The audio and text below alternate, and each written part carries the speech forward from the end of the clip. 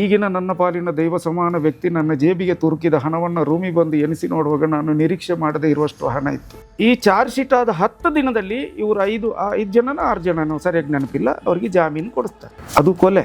ಆತಂದು ಪ್ರಕರಣ ಇದೆ, ಇನ್ನೊಬ್ಬರ ಪತ್ನಿಗೆ ಅಶ್ಲೀಲ ಫೋಟೋ ಕಳಿಸಿರುವಂತ ಪ್ರಕರಣ. ಹಾಗಾದ್ರೆ ಅಲ್ಲಿ ಸಿಗುವ ಜಾಮೀನು ಇಲ್ಲಿ ಯಾಕೆ ಸರ್ ಸಿಗಲ್ಲ ಸರ್? ದರ್ಶನ್ ಪರವಾಗಿ ನಾನು ಮಾತಾಡಿದ ಮೇಲೆ ಮುಂದಿನ 15ರಿಂದ 18 ತಿಂಗಳು ನನಗೆ ಕೆಲಸ ಇಲ್ಲ ಸರ್.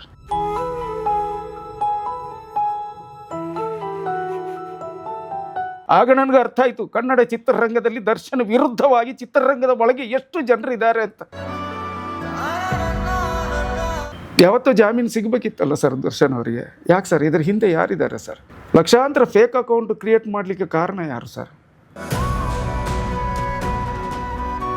ಈಗ ಈ ಮಾತಾಡಿರೋದ್ರಿಂದ ಮತ್ತೆ ಸಿಗುವ ಅವಕಾಶ ಸಿಗದಿದ್ದಾದರೆ 18 ತಿಂಗಳೇ ಕಷ್ಟಪಟ್ಟು ಜೀವನ ಮಾಡಿದ್ದೀನಿ.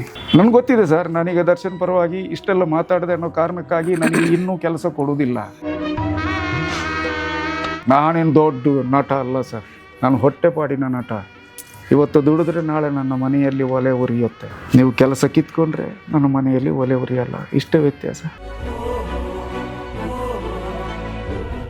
ನನ್ನ ಭಾವಂದಿರೆ, ನನ್ನ ಮಾವನ ಮಕ್ಕಳು, ಅವರು ನನ್ನನ್ನು ಕೈ ಹಿಡಿದ್ರು ಸರ್ 18 ತಿಂಗಳು. ಆದರೆ ಎಷ್ಟು ಅಂತ ಕೇಳೋಣ ಸರ್ ಇನ್ನೊಬ್ಬರ ಹತ್ರ. ಭಾಳ ನೋವು ಆಗ್ತಿತ್ತು. ಇನ್ನು ಜೀವನನೇ ಬೇಡ ಅಂತೇಳಿ ತೀರ್ಮಾನ ಮಾಡಿದೆ.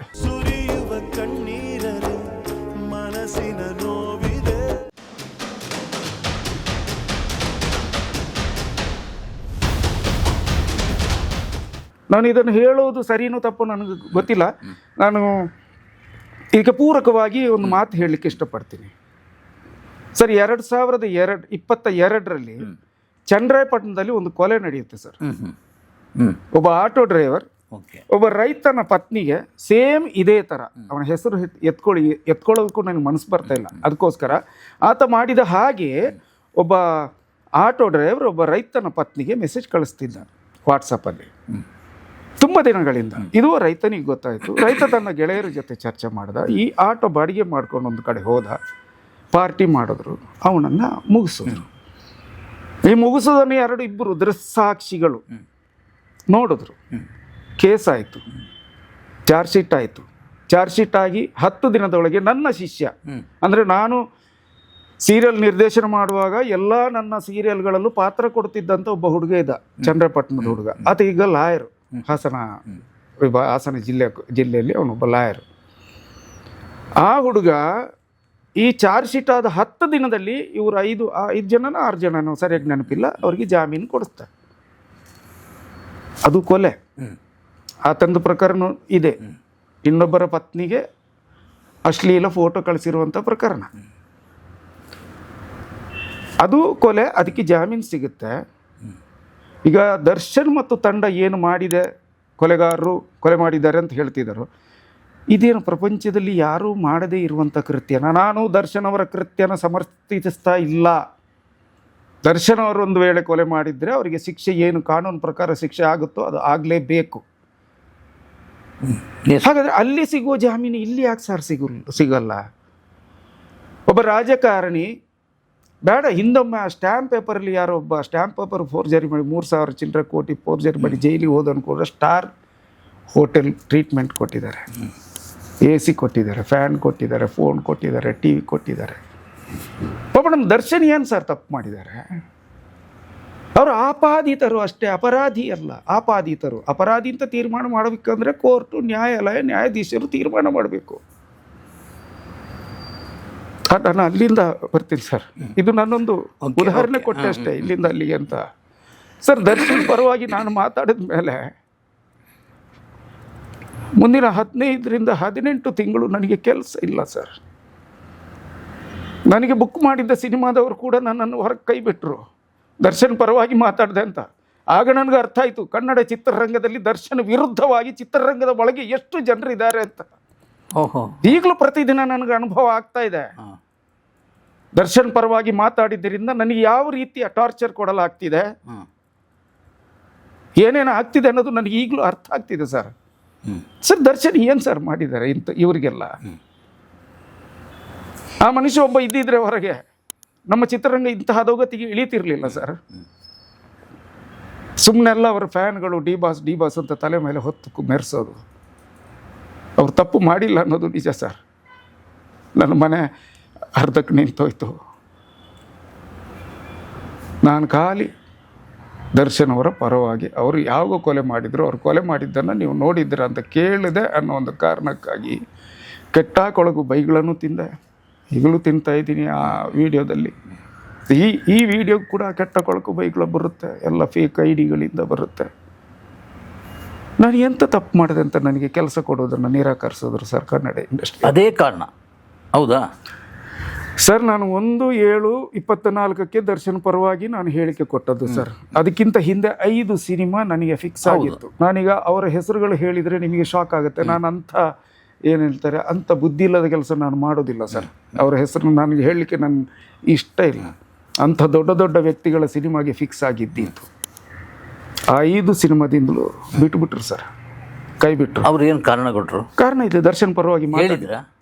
ಒಬ್ಬರು ಹೇಳಿದ್ರಲ್ಲ, ಒಬ್ಬರು ನನ್ನ ಶಿಕ್ಷಣ ಹತ್ರ ಹೇಳಿದ್ರಲ್ಲ, ದರ್ಶನ್ ಪರವಾಗಿ ಮಾತಾಡಿದ್ರಿಂದ ಇಂಡಸ್ಟ್ರಿಯಲ್ಲ ಅವರ ಹೆಸರು ಲೈನಿಗೆ ಅದು ಅವಕಾಶಗಳೆಲ್ಲ ಹೊರಟೋಯ್ತು. ಆಮೇಲಿಂದ ಯಾರು ಕರೀಲೇ ಇಲ್ಲ ಸರ್. TV ಚಾನಲ್ ಅವರು ಅದ್ರ ಕರೆದ್ರ ಅವ್ರಿಗೂ ದರ್ಶನ್ ಮೇಲೆ ಇಷ್ಟೊಂದು ಸಿಟ್ಟಿದೆಯಾ ಅಂತ ನನಗೆ ಗೊತ್ತಿಲ್ಲ ಸರ್. ಕಿರುತೆರೆಯಲ್ಲೂ ಮಾಡ್ತಾ ಇದ್ದೆ, ನಾನು ಮಾಡ್ತಿದ್ದೆ.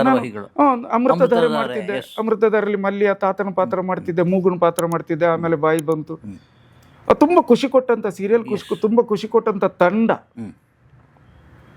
ಅದಾದ್ಮೇಲೆ ಈಗ ನನ್ನ ಪಾತ್ರ ಅದರಲ್ಲಿ ಇಲ್ಲ. ಬೇರೆ ಯಾವ ಚಾನಲ್ ಅವ್ರಿಗೂ ಯಾಕೆ ಸರ್ ನಾನು ಕಾಣಲೇ ಇಲ್ವಾ?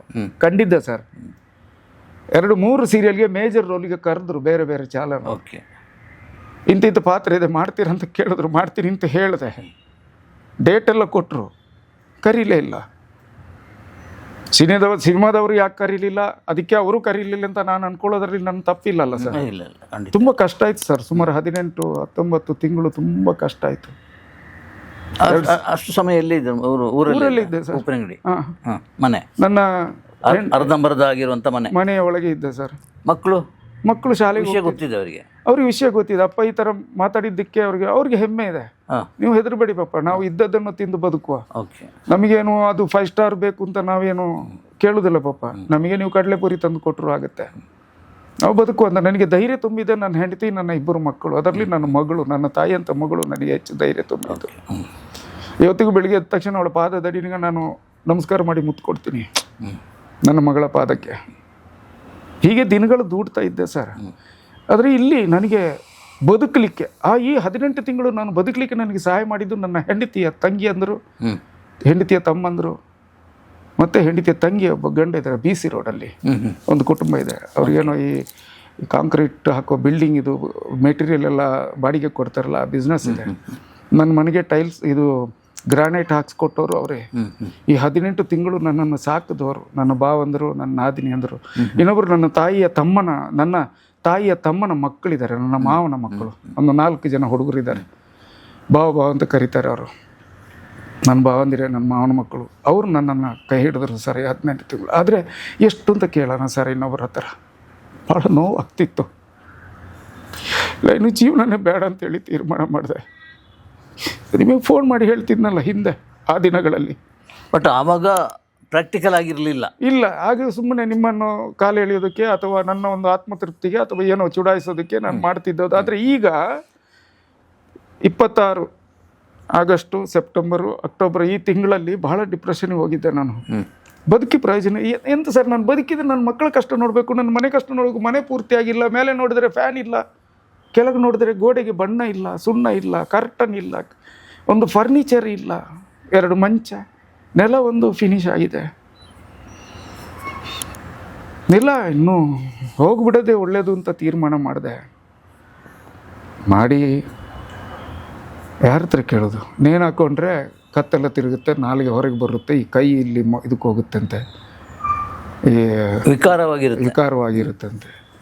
ನಿದ್ರೆ ಮಾತ್ರ ತಿಂದರೆ ಸದ್ದಿಲ್ಲದೆ ಹೋಗುತ್ತಂತೆ. ಸದ್ದಿಲ್ಲದೆ ಹೋಗಬಾರ್ದು. ನನಗೆ ಅದರ ನೋವು ಗೊತ್ತಾಗಬೇಕು. ನನ್ನ ದೇಹ ವಿಕಾರ ಆಗಬಾರ್ದು. ಸೌಂದರ್ಯಕ್ಕೆ ಯಾವಾಗಲೂ ಬೆಲೆ ಕೊಡ್ತೀನಿ. ನನ್ನ ಮುಖ ವಿಕಾರ ಆಗಬಾರ್ದು, ನನ್ನ ದೇಹ ಏನೋ ಹಾಳಾಗಬಾರ್ದು, ಸದ್ದಿಲ್ಲದೆ ಹೋಗಬಾರ್ದು, ಸದ್ದಾಗಬೇಕು. ಇನ್ನು 3 ಕಡೆ ಒಂದು ಇದಿದೆ ಸರ್. ಬೀದಿ ನಾಯಿಗಳ ಕಾಟ ಜಾಸ್ತಿ ಇದ್ದಾಗ ಫರ್ಟಿಲೈಸರ್ ಅಂಗಡಿಯಲ್ಲಿ ಒಂದು ಲಿಕ್ವಿಡ್ ತಂದು ಅದನ್ನು ಯಾವುದಾದ್ರು ಫುಡ್ಡಿಗೆ ಹಾಕಿಬಿಟ್ಟು ಕೊಟ್ಬಿಡ್ತಾರೆ.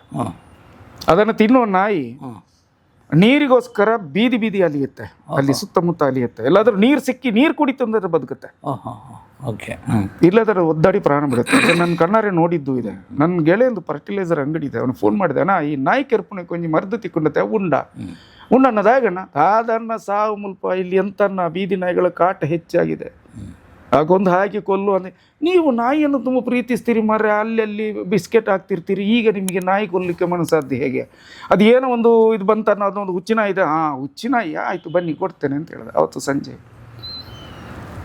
ಧ್ಯಾನ ಮಾಡಿದೆ, ಮನಸ್ಸಿನ ಇದು ಸರಿಯಾಗ್ತಿಲ್ಲ, ಯೋಗ ಮಾಡಿದೆ ಸರಿಯಾಗ್ತಿಲ್ಲ, ಪ್ರಾರ್ಥನೆ ಮಾಡಿದೆ, ಜಪ ಮಾಡಿದೆ, ಮನಸ್ಸು ಸರಿಯಾಗ್ತಿಲ್ಲ. ನಿಮಗೆ ಕಾಲ್ ಮಾಡಬೇಕು ಅಂದ್ಕೊಂಡೆ, ಮತ್ತು ಯಾರನ್ನ ಈ ದುರ್ವಾಸ ಮನೆ ಹತ್ರ ಬಯಸ್ಕೊಳ್ಳೋದು ಬೇಡ ಅಂತ ತೀರ್ಮಾನ ಮಾಡಿದೆ. ಇಲ್ಲ ಹೋಗಬೇಕು. ಮಗಳಿಗೆ ಯಾಕೋ ಡೌಟ್ ಆಯ್ತು, ಅವಳು ನನ್ನ ಹಿಂದೆನೇ ತಿರುಗ್ತಾ ಇದ್ಳು. ಎಂತಾಯ್ತು ಬೇಸರದಲ್ಲಿ ಯಾಕೆ ನೀವು ನಗ್ತಾ ಇರ್ತೀರಲ್ಲ ಬೇಸರ ಎಂತೆಲ್ಲ ಮಗಳೇ ಅಂತೇಳಿ ನಾನು ಟೆರೆಸ್ ಮೇಲೆ ಹೋದೆ. ಆಗಲೇ ಒಂದು 4:15 ಆಗಿತ್ತು. ಅಲ್ಲಿ ಹೆಂಡತಿ ಕರೀತಿದ್ದಾಳೆ. ಮಗ ಹೆಚ್ಚು ಮಾತಾಡೋದಿಲ್ಲ, ಅವನಷ್ಟಕ್ಕೆ ಕಲಿತಿದ್ದಾನೆ, ಈಗ ತಾನೇ ಡಿಗ್ರಿ ಆಯಿತು ಅವನು. ಅವಳು ಕರೀತಿದ್ದಾಳೆ, ಮಗಳು ಓಡ್ ಬಂದಳು. ಅಪ್ಪ ಎಂತ ನೋಡಿದ್ರೆ ನಾನು ಕಣ್ಣೀರು ಹಾಕ್ತಿದ್ದೆ. ಕೇಳಿದ್ಲು, ಯಾಕಪ್ಪ ಮಗಳು ಎಂತಿಲ್ಲ, ಹೇಳಲಿಕ್ಕೆ ಆಗದಿರುವಂಥ ಸಮಸ್ಯೆ ಇಲ್ಲ, ನಾವೆಲ್ಲ ಇದೆಯಲ್ಲಪ್ಪ, ನೀವು ಯಾಕೆ ಹೆದರ್ತೀರಿ ಅಂತ. ಚಿಕ್ಕ ಹುಡುಗಿ ಅದು ನನಗೆ ಬುದ್ಧಿ ಹೇಳ್ತಾ ಇದೆ. ಫ್ರೆಂಡಿಗೆ ಫೋನ್ ಮಾಡಿ ಆ ಲಿಕ್ವಿಡ್ ಕೇಳಿದ್ದೀನಿ. ಪಾಪ ಯಾರಾದರೂ ಇರ್ತಾರೆ ಪಾಪ, ಹುಟ್ಟಿಸಿದ ದೇವರು ನಿಮ್ಮನ್ನು ಹಾಗೆ ಸಾಯಿಸೋದಿಲ್ಲ ಪಾಪ, ಯಾರಾದರೂ ಇರ್ತಾರೆ, ಯೋಚನೆ ಮಾಡಿ ಪಾಪ, ಬರ್ತೇನೆ ಈಗ ಅಂತೇಳಿ ಕೆಳಗೆ ಹೋದ್ರು. ಯೋಚನೆ ಮಾಡ್ದಣ್ಣ. ಯೋಚನೆ ಮಾಡುವಾಗ ನನಗೆ ಒಬ್ಬನೇ ವ್ಯಕ್ತಿಯ ಮುಖ ನನ್ನ ಕಣ್ಣು ಮುಂದೆ ಬಂದಿತ್ತು. ಅವ್ರ ಮನೆಗೆ 2 ಸಲ ಹೋಗಿದ್ದೆ ನಾನು, ರಾಜೇಂದ್ರ ಸಿಂಗ್ ಬಾಬು ಸರ್ ಜೊತೆ. ಅವ್ರದ್ದೊಂದು ಸಿನಿಮಾದ ರೀಡಿಂಗ್ ಕೊಡಬೇಕಿತ್ತು. ನಾಗಾಭರಣ ಸರ್ ಜೊತೆ ಇದ್ದಾಗ ರೀಡಿಂಗ್ ಕೊಡುವುದರಲ್ಲಿ ನಾನು ಎಕ್ಸ್ಪರ್ಟು. ರೀಡಿಂಗ್ ಮಾತ್ರ ಅಲ್ಲ, ಸಂಭಾಷಣೆ ಬರೆಯೋದ್ರಲ್ಲಿ ಎಕ್ಸ್ಪರ್ಟು. ಆದರೆ ಸಂಭಾಷಣೆ ಬರೀಲಿಕ್ಕೆ ಯಾರು ಅವಕಾಶ ಕೊಡೋದಿಲ್ಲ. ಆ ರೀಡಿಂಗ್ ಕೊಟ್ಟಂಥ ಸಂದರ್ಭದಲ್ಲಿ ಆ ವ್ಯಕ್ತಿ ನನ್ನ ಪಾಲಿಗೆ ಅವರು ದೈವ ಸಮಾನರು. ಆ ವ್ಯಕ್ತಿ 2ನೇ ಸೆಕೆಂಡ್ ಹಾಫ್ ರೀಡಿಂಗ್ ಕೊಟ್ಟು ಮುಗೀತಿದ್ದಾಗೆ ನಾನು ಇಲ್ಲಿ ಕೂತಿದ್ದೀನಿ. ಅವರು ಅಲ್ಲಿಂದ ಎದ್ದು ಬಂದು ನನ್ನ 2 ಕೈಯನ್ನು ಹಿಡಿದು ಗದ್ಗದಿಕ್ತರಾಗಿದ್ದರು, ಬಿಕ್ಕಿ ಹತ್ತಿದ್ರು. ನಾನು ಹೇಳಕ್ಕೆ ಹೋದರೆ ನನ್ನ ಭುಜ ಹಿಡಿದು ಕೂರಿಸಿದ್ರು, ಹೇಳ್ಬೇಡಿ ಕೂತ್ಕೊಳ್ಳಿ ಅಂತ. ಅಲ್ಲಿ ಹೋದಾಗ ಅವರ ಮಿಸ್ಸಸ್, ಅವರ ಧರ್ಮ ಪತ್ನಿ ನಮಗೆ ಊಟ ಹಾಕಿದ ರೀತಿ, ನಮ್ಮನ್ನು ಪ್ರೀತಿಯಿಂದ ನೋಡಿಕೊಂಡ ರೀತಿ ಅನ್ನಪೂರ್ಣೇಶ್ವರಿ ಅಂತ ಅನಿಸಿತ್ತು. ಅಲ್ಲಿ ಅದನ್ನು ರೀಡಿಂಗ್ ಕಾರ್ಯಕ್ರಮ ಮುಗಿಸಿ ಹೊರಟು ಬರುವಾಗ ಆ ವ್ಯಕ್ತಿ ಈಗಿನ ನನ್ನ ಪಾಲಿನ ದೈವ ಸಮಾನ ವ್ಯಕ್ತಿ ನನ್ನ ಜೇಬಿಗೆ ತುರುಕಿದ ಹಣವನ್ನು ರೂಮಿಗೆ ಬಂದು ಎಣಿಸಿ ನೋಡುವಾಗ ನಾನು ನಿರೀಕ್ಷೆ ಮಾಡದೇ ಇರುವಷ್ಟು ಹಣ ಇತ್ತು. ರೀಡಿಂಗ್ ಕೊಟ್ಟರೆ ಇಷ್ಟು ದುಡ್ಡು ಸಿಗುತ್ತಾ ಅಂತ ಅಂದ್ಕೊಂಡೆ. ಈ ಮನುಷ್ಯ ನನಗೆ ಯಾಕೆ ಮೊದಲೇ ಪರಿಚಯ ಆಗಲಿಲ್ಲ ಅಂತಲೂ ಅಂದ್ಕೊಂಡಿದ್ದು ಎಷ್ಟೋ ಸಲ ಇದೆ. ಆ ವ್ಯಕ್ತಿನೇ ರಾಕ್ಲೈನ್ ವೆಂಕಟೇಶ್. ಆ ವ್ಯಕ್ತಿಯ ನೆನಪಾಗ್ತಿದ್ದಂಗೆ ನಾನು ಬೇರೆ ಏನು ಯೋಚನೆ ಮಾಡಲಿಲ್ಲಣ್ಣ. ಟೆರೆಸಲ್ಲೇ ನಿಂತ್ಕೊಂಡು ಮೊಬೈಲ್ ತೆಗೆದು ವೀಡಿಯೋ ಮಾಡಿದೆ, ನನ್ನ ಕಷ್ಟಗಳನ್ನು ಹೇಳ್ಕೊಂಡೆ. ಫೋನ್ ಮಾಡಬೇಕು ಅಂತ ಅಂದ್ಕೊಂಡೆ, ಫೋನ್ ಮಾಡೋ ಬ್ಯುಸಿಲಿ ಅವರು ಎಲ್ಲಿ ನನ್ನ ಫೋನ್ ತೆಗಿಯಲ್ಲ ಅನ್ನೋ ಭಯ ನನಗೆ. ಮತ್ತು ಅವರು ಎಲ್ಲಾದರೂ ಮೀಟಿಂಗಲ್ಲಿದ್ದಾಗ ಫೋನ್ ತೆಗಿಯೋಕ್ಕಾಗದಿದ್ರೆ ನನಗೆ ಅಂದ್ಕೊಳ್ತೀನಿ ನಾನು, ಇವರು ಫೋನ್ ತೆಗಿಲಿಲ್ಲ ಅಂತ. ಫೋನ್ ತೆಗೆದ್ರೆ ಅವ್ರು ಬ್ಯುಸಿಲಿದ್ದಾಗ ನಾನು ಹೇಳುವಂಥ ವಿಷಯಗಳನ್ನು ಕೇಳಿಸ್ಕೊಳ್ಳೋದಕ್ಕೆ ಅವರಿಗೆ ಟೈಮ್ ಇದೆಯೋ ಇಲ್ವೋ ಅನ್ನೋ ಯೋಚನೆ. 1 ನಿಮಿಷ 1.5 ನಿಮಿಷದೇನೋ ವೀಡಿಯೋ ಕಳಿಸ್ತೇನೆ. ಸಂಜೆ 5 ಗಂಟೆ 5 ನಿಮಿಷ ಆಗಿತ್ತು. ಸೆಂಡ್ ಆಯಿತು. ಮತ್ತು ನಾನು ನೋಡಲಿಕ್ಕೆ ಹೋಗಲಿಲ್ಲ, ಕೆಳಗೆ ಬಂದೆ. ಮಗಳು ಯಾಕೋ ನಾನು ತುಂಬ ಡಿಸ್ಟರ್ಬ್ ಆಗಿದ್ದೀನಿ ಅಂತ ಅವಳಿಗೆ ಅನಿಸಿ ಅವಳು ಪಾಪ ನಾವು ರಸ್ತೆ ಬದಿಗೆ ಹೋಗೋಣ ಅಂತಂದು ಅಲ್ಲಿಂದ ರಸ್ತೆ ಬದಿಲಿ ನಡೀತಾ ಇದ್ದೆ. ಆಗ 5 ಗಂಟೆ 40 ನಿಮಿಷ ಆಗಿದೆ. ಒಂದು ಫೋನ್ ಬಂತು, ತೆಗೆದು ನೋಡ್ತೀನಿ, ರಾಕ್ಲೈನ್ ವೆಂಕಟೇಶ್ ಸರ್. ರಿಸೀವ್ ಮಾಡಿದೆ, ಕೈ ನಡುಗ್ತಾಯಿತ್ತು, ರಿಸೀವ್ ಮಾಡಿದೆ. ಕೇಳ್ತಾ ಹೋದರು, ನಾನು ಹೇಳ್ತಾ ಹೋದೆ. ಎಷ್ಟು ಬೇಕು ಅಂತ ಕೇಳಿದ್ರು. ಎಷ್ಟು ಬೇಕು ಅಂತ ನನಗೆ ಹೇಳೋಕ್ಕೆ ಗೊತ್ತಾಗ್ತಿಲ್ಲ ಅಂತ ಹೇಳಿದೆ. ಮಗನ ಹತ್ರ ಕೇಳಿ ಹೇಳ್ತೀನಿ ಅಂತ. 5:30 ಮಗ ಬಂದ ಕಾಲೇಜಿಂದ. ಕೂತ್ಕೊಂಡು ಚರ್ಚೆ ಮಾಡಿದೆ, ಅವನ ಫೀಸ್ ಎಷ್ಟು, ಮಗಳ ಫೀಸ್ ಎಷ್ಟು, ನಮಗೇನು ಬೇಕು ಟೋಟಲ್ ಮಾಡಿ ಅವರಿಗೆ ಮೆಸೇಜ್ ಮಾಡಿದೆ. ಫೋನ್ ಬಂತು ಅವ್ರದ್ದು, ನನ್ನ ಮ್ಯಾನೇಜರ್ ಫೋನ್ ಮಾಡ್ತಾರೆ ಅಂತ. ಪಾಪ ಪ್ರಕಾಶ್ ಅಂತಲೇನೋ ಅವ್ರ ಹೆಸರು. ಇವರು ದೇವರಾದರೆ, ರಾಕ್ಲೈನ್ ವೆಂಕಟೇಶ್ವರ ದೇವರಾದರೆ, ಆ ಮ್ಯಾನೇಜರು ದೇವರ ಪಕ್ಕದಲ್ಲಿ ಇರುವಂಥ ಒಬ್ಬ ದೇವದೂತ. ತುಂಬ ಅದ್ಭುತವಾಗಿ ಮಾತಾಡಿದ್ರು. ಮಾರನೇ ದಿನ ನನ್ನ ಅಕೌಂಟಲ್ಲಿ ಸ್ವಲ್ಪ ಹಣ ಇತ್ತು. ತಕ್ಷಣ ಫೋನ್ ಬಂತು, ಮನೆಗೆ ಬೇಕಾದ ಸಾಮಾನು ತಂದು ಹಾಕಿ ಬಾಕಿದು ಇವತ್ತು ಸಂಜೆ ಒಳಗೆ ಬರುತ್ತೆ ಅಂತ. ಸಂಜೆ ಅಷ್ಟೊತ್ತಿಗೆ ದೊಡ್ಡ ಒಂದು ಅಮೌಂಟ್ ನನ್ನ ಅಕೌಂಟಲ್ಲಿ ಇತ್ತು. ಮಗನ ಅರ್ಧ ಫೀಸ್ ಕಳಿಸ್ದೆ, ಮಗಳ ಫೀಸ್ ಕ್ಲಿಯರ್ ಮಾಡಿದೆ. ರಾಕ್ಲೈನ್ ವೆಂಕಟೇಶ್ ಅವರು ಯಾರಾದರೂ ನಿಮ್ಮ ಪಾಲಿನ ಸಾಕ್ಷಾತ್ ದೇವರು. ತಿರುಪತಿ ತಿರುಮಲ ಅವರು ನನ್ನ ಪಾಲಿಗೆ. ಅದಾದಮೇಲೆ ನಾನು ಅವರಿಗೆ ಥ್ಯಾಂಕ್ಸ್ ಹೇಳಿದೆ. ಅವರ ಮಿಸ್ಸಸ್ ನನಗೆ ಅನ್ನ ಕೊಟ್ಟಂಥ ಅನ್ನಪೂರ್ಣೇಶ್ವರಿಗೆ ಥ್ಯಾಂಕ್ಸ್ ಹೇಳಿ ಅವರಿಗೆ ಫೋನ್ ಮಾಡಿದೆ, ಮೆಸೇಜ್ ಕಳಿಸಿ. ಅವ್ರಿಗೆ ಹೆಚ್ಚು ಫೋನ್ ಮಾಡಲಿಕ್ಕೆ ಆಗೋದಿಲ್ಲ, ವಾಟ್ಸಪ್ಪಲ್ಲಿ ಮೆಸೇಜ್ ಮಾಡ್ತಿದ್ದೆ. ಅವ್ರ ಜೊತೆ, ಅವರ ಮ್ಯಾನೇಜರ್ ಜೊತೆ ನಾನು ನಿರಂತರ ಸಂಪರ್ಕದಲ್ಲಿದ್ದೆ. ಹೀಗೆ ಫೀಸ್ ಕಟ್ಟಿ ಒಂದು ತಿಂಗಳು ಕಳೀತಿದ್ದಂಗೆ ಮ್ಯಾನೇಜರ್ದು ಫೋನ್ ಬಂತು. ಬಾಕಿ ಫೀಸ್ ಕಟ್ಟಿದ್ರಾ? ಇಲ್ಲ ಸರ್, ಒಂದು 20,000 ಬರೋದಿದೆ. ಆಮೇಲೆ ನೋಡ್ಬೇಕು ಸರ್, ಏನಾದರೂ ಚಿನ್ನ ಇದ್ದರೆ. ಎಂಥ ಚಿನ್ನ ಅಂತ ಇಲ್ಲ, ಎಲ್ಲ ಮನೆಗೆ ಹಾಕಿ ಆಗಿದೆ. ನೋಡ್ಬೇಕು ಸರ್, ಅದನ್ನು ಇರಿ ಅದೇನು ಮಾಡ್ಕೋಬೇಡಿ, ನಾನು ಸರ್ ಹತ್ರ ಮಾತಾಡ್ತೀನಿ ಅಂದರು.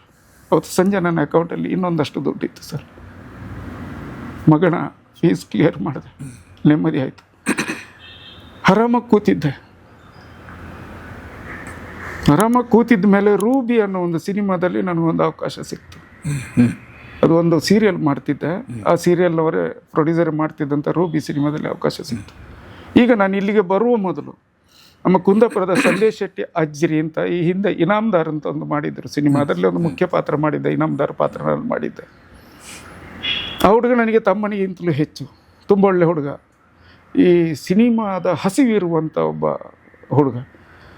ಅವನು ಕರೆದೊಂದು ಪಾತ್ರ ಕೊಟ್ಟರು. ಒಂದು 10 ದಿನ ಅಲ್ಲಿ ಅಭಿನಯಿಸಿದೆ. ಕೈ ತುಂಬ ದುಡ್ಡು ಕೊಟ್ಟರು. ಪೇಮೆಂಟ್ ಅನ್ನೋದನ್ನು ಅಲ್ಲಿ ನಿಜವಾದ ಪೇಮೆಂಟ್ ನೋಡಿದೆ. ಹಾಗಾಗಿ ಈಗ ಸ್ವಲ್ಪ ಉಸಿರಾಡ್ತಿದ್ದೀನಿ. ಮನೆಯ ಕೆಲಸ ಇನ್ನೂ ಮುಗ್ದಿಲ್ಲ, ಅದು ಅರ್ಧದಲ್ಲೇ ಇದೆ. ಈಗ ಸ್ವಲ್ಪ ಉಸಿರಾಟದಲ್ಲಿದ್ದೀನಿ. ನಾನು ಯಾಕೆ ಇದನ್ನೆಲ್ಲ ಹೇಳಿದೆ ಅಂದರೆ, ಸರ್ ದರ್ಶನ್ ಅವ್ರ ಪರವಾಗಿ ಮಾತಾಡೋದೇ ತಪ್ಪ? ಅವ್ರು ಎಂತ ಮಾಡಿದ್ದಾರೆ ಸರಿ? ಅವ್ರ ಪರವಾಗಿ ನಾನು ಮಾತಾಡಿದೆ ಅಂತ ನನಗೆ 1 ವರ್ಷ 8 ತಿಂಗಳು, 18 ತಿಂಗಳು ನೀ ಕೆಲಸ ಕೊಡದೆ ನನ್ನನ್ನು ಯಾಕೆ ದೂರ ಇಟ್ಟು ಕನ್ನಡ ಇಂಡಸ್ಟ್ರಿ? ನನಗೆ ಯಾಕೆ ಶಿಕ್ಷೆ? ಅಲ್ಲಿ ಅವ್ರಿಗೆ ಶಿಕ್ಷೆ ಕೊಡ್ತಿದ್ದಿರ್ತಾನೆ. ಒಂದು ದಿಂಬು ಕೊಡ್ತಿಲ್ಲ, ಒಂದು ಬೆಡ್ ಕೊಡ್ತಿಲ್ಲ, ಏನು ಕೊಡ್ತಿಲ್ಲ, ಟಿ ವಿನಿಲ್ಲ, ಫೋನ್ ಇಲ್ಲ, ಏನು ಕೊಡದೆ ಅವರಿಗೆ ಪಾಪ ಶಿಕ್ಷೆ ಕೊಡ್ತಿದ್ದಿರ್ತಾನೆ.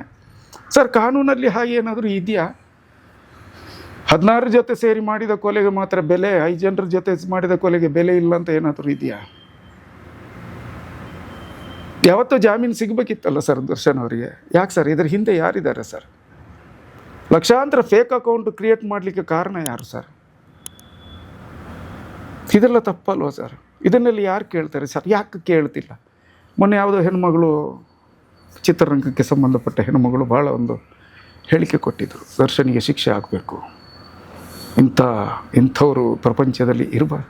ಏನು ಸರ್, ದರ್ಶನ್ ಒಬ್ಬರೇನೆ ಸರ್ ಒಂದು ವೇಳೆ ಕೊಲೆ ಮಾಡಿದರೆ ಕೊಲೆ ಮಾಡಿರೋದು ಒಂದೇನಾ, ಅಥವಾ ಇದೊಂದೇ ಕೊಲೆ ಕೇಸ? ಈ ಹಿಂದೆ ಕೊಲೆ ನಡೆದೇ ಇಲ್ವಾ ಪ್ರಪಂಚದಲ್ಲಿ? ಕರ್ನಾಟಕದಲ್ಲಿ ನಡೆದಂಥ ಒಬ್ಬ ಚಿತ್ರನಟನ ಇರುವಿಕೆಯಲ್ಲಿ ನಡೆದಂಥ ಕೊಲೆ ಮಾತ್ರ ಕೊಲೆ. ಇದನ್ನು ಯಾಕೆ ಸರ್ ಪ್ರಶ್ನೆ ಮಾಡ್ತಿಲ್ಲ? ಯಾಕೆ ಚಿತ್ರರಂಗ ಮೌನವಾಗಿರೋದು ಯಾಕೆ? ಈಗ ಮಾತಾಡಿರೋದ್ರಿಂದ ಮತ್ತೆ ಸಿಗುವ ಅವಕಾಶ ಸಿಗದಿದ್ದಾದರೆ? 18 ತಿಂಗಳೇ ಕಷ್ಟಪಟ್ಟು ಜೀವನ ಮಾಡಿದ್ದೀನಿ. ದರ್ಶನ್ ಹೊರಗೆ ಬರೋವರೆಗೂ ಜೀವನ ಮಾಡಲಿಕ್ಕೆ ಆಗೋದಿಲ್ವ ನನಗೆ? ನನಗೆ ಗೊತ್ತಿದೆ ಸರ್, ನನಗೆ ದರ್ಶನ್ ಪರವಾಗಿ ಇಷ್ಟೆಲ್ಲ ಮಾತಾಡಿದೆ ಅನ್ನೋ ಕಾರಣಕ್ಕಾಗಿ ನನಗೆ ಇನ್ನೂ ಕೆಲಸ ಕೊಡೋದಿಲ್ಲ. ನನ್ನ ಕೆಲಸಗಳನ್ನು ಕಿತ್ಕೊಳ್ತಾರೆ. ನಾನೇನು ದೊಡ್ಡ ನಟ ಅಲ್ಲ ಸರ್, ನಾನು ಹೊಟ್ಟೆಪಾಡಿನ ನಟ. ಇವತ್ತು ದುಡಿದ್ರೆ ನಾಳೆ ನನ್ನ ಮನೆಯಲ್ಲಿ ಒಲೆ ಉರಿಯುತ್ತೆ. ನೀವು ಕೆಲಸ ಕಿತ್ಕೊಂಡ್ರೆ ನನ್ನ ಮನೆಯಲ್ಲಿ ಒಲೆ ಉರಿಯಲ್ಲ. ಇಷ್ಟೇ ವ್ಯತ್ಯಾಸ. ಏನು ಮಾಡೋಕ್ಕಾಗತ್ತೆ? ನನ್ನ ಹಣೆ ಬರ ಅಂತ ಹೇಳ್ಕೋಬೇಕಷ್ಟೇ. ನನಗೆ ಆಶ್ಚರ್ಯ ಆಗೋದೇನು ಗೊತ್ತಾ ಮಠ, ಈ 4 ಸಲ ರಾತ್ರಿ ಫೋನ್ ಮಾಡಿಬಿಟ್ಟು ನಾನು ಸೂಸೈಡ್ ಮಾಡ್ಕೊಳ್ತೀನಿ ಅಂತ ಹೇಳಿದವರು ಈ 5ನೇ ಸಲ ನಿಜವಾಗ್ಲೂ ಮಾಡಲಿಕ್ಕೆ ಹೊರಟಾಗ ಯಾಕೆ ಫೋನ್ ಮಾಡ್ತಾರೆ? ಎಷ್ಟೋ ಜನರನ್ನು ಆತ್ಮಹತ್ಯೆ ಯೋಚನೆಯಿಂದ ಹೊರಗೆ ತಂದಿದ್ದೀನಿ. ಅಂಥ ನಾನೇ ಆತ್ಮಹತ್ಯೆ ಯೋಚನೆ ಮಾಡಿದ್ದೀನಿ ಅಂದರೆ ನನ್ನ ಪರಿಸ್ಥಿತಿ ಹೇಗಿರ್ದಿರ್ಬೋದು ಅಂತ ಎಂದು ಯೋಚನೆ ಮಾಡಿ ಅಣ್ಣ. ಈ 12 ಗಂಟೆ ಆಗುವಾಗ ಬಾಲಲ್ಲಿ ಫ್ರೂಟ್ಸ್ ಹೋಗುತ್ತೆ ಸರ್, ಕೆಲವರಿಗೆ ದೊಡ್ಡವ್ರಿಗೆ ಫ್ರೂಟ್ಸ್ ಹೋಗುತ್ತೆ. ಅವರು ಅದನ್ನು ಗಬ ತಿಂತಿರ್ತಾರೆ. ಪಾಪ ಶೂಟಿಂಗ್ ಬಂದಿರೋ ಮಕ್ಕಳಲ್ಲಿ ತಂತಿರ್ತಾರೆ, ಅವ್ರ ಬಾಯಲ್ಲಿ ನೀರು ಬರ್ತಿರುತ್ತೆ. ಯಾಕೆ ಇಂಥದ್ದು ಯಾಕೆ ನಡಿಬೇಕು? ಈಗ ಇವತ್ತು ಆ್ಯಕ್ಟ್ ಮಾಡಿ ನಾಳೆ ಇನ್ನೊಂದು ಸಿನಿಮಾದಲ್ಲಿ ಆ್ಯಕ್ಟ್ ಮಾಡುವಂಥ ಒಬ್ಬ ಹುಡುಗ 2 ಅಸಿಸ್ಟೆಂಟ್ನ ಕರ್ಕೊಂಡ್ಬರ್ತಾನೆ. ಒಬ್ಬ ಛತ್ರಿ ಹಿಡಿಲಿಕ್ಕಂತ, ಒಬ್ಬ ಇವನ ಕೂದಲನ್ನು ಜಸ್ಟ್ ಹೀಗೆ ಮಾಡಲಿಕ್ಕೆ, ಇನ್ನೊಬ್ಬ ಅವರಿಗೆ ಡ್ರೆಸ್ ಹಾಕಲಿಕ್ಕೆ, ಒಳ ಉಡುಪು ಕೂಡ ಇವನೇ ಹಾಕೋದು, ಇವನ ಅಸಿಸ್ಟೆಂಟ್ ಹಾಕೋದ. ಅವನು ಶೂ ಹಾಕ್ಲಿಕ್ಕೆ ಒಬ್ಬ. ಸರ್ ನಾನು ಇದನ್ನು ಯಾಕೆ ಹೇಳ್ತಿದ್ದೀನಿ ಅಂದರೆ, ಇಂಥ ಖರ್ಚುಗಳನ್ನು ಕಮ್ಮಿ ಮಾಡಿ ಪಾಪ ಕಬ್ಬಣ ಹೊರದು 24 ಗಂಟೆ ಬೇಕಾದರೂ ದುಡಿಯೋದಕ್ಕೆ ರೆಡಿ ಆಗಿದ್ದಾರಲ್ಲ, ಲೈಟ್ ಬಾಯ್ಸು, ಪ್ರೊಡಕ್ಷನ್ನವರು, ಬೇರೆ ಆರ್ಟ್ ಡಿಪಾರ್ಟ್ಮೆಂಟ್ನವರು, ಇವರೆಲ್ಲ ಪಾಪ ಅವರಿಗೆ ಒಂದು 55 ರೂಪಾಯಿ ಜಾಸ್ತಿ ಕೊಟ್ಟರೆ ಆಗಲ್ವಾ ಸರ್? ವಿದಿನ್ 20 ಮಿನಿಟ್ 15 ಮಿನಿಟ್ಸ್ ಏನೋ ನನ್ನ ಅಕೌಂಟಲ್ಲಿ 50,000 ಇತ್ತು. ರಕ್ಷಿತ್ ಶೆಟ್ಟರು ಕಳಿಸಿದ್ದು. ಯುವರತ್ನದಲ್ಲಿ ಬೆಲ್ ಹೊಡೆಯೋ ತಾತನಿಗೆ 3 ಕೋಟಿಯ ಮನೆ ಕಟ್ಟಿ ಕೊಟ್ಟಪ್ಪು ಸರ್ ಅಂತ. ನಿಮ್ಮ ಹೊರತು ಈ ಪಯಣ ಸಾಗಲ್ಲ, ನಮ್ಮ ನೋವು ನಲಿವಲಿ